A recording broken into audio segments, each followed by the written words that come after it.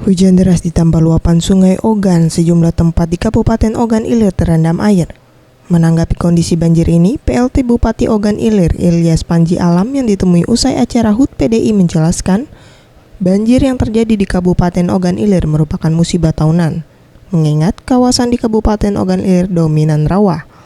Pemerintah daerah dan Pemprov Sumsel telah memberikan bantuan ke daerah yang terkena banjir seperti daerah Pamulutan.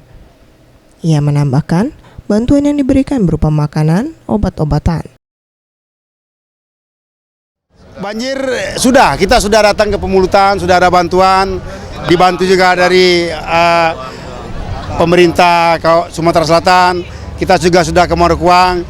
Ini musibah tahunan ya, setiap tahun ada saja yang daerah-daerah yang banjir. Karena wilayah Kabupaten Ogan Ilir ini banyak rawa-rawa. Ini biasa dan kita sudah cepat tanggap.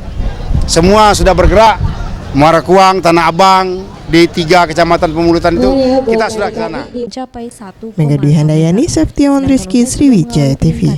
Sehingga merendam pemukiman warga.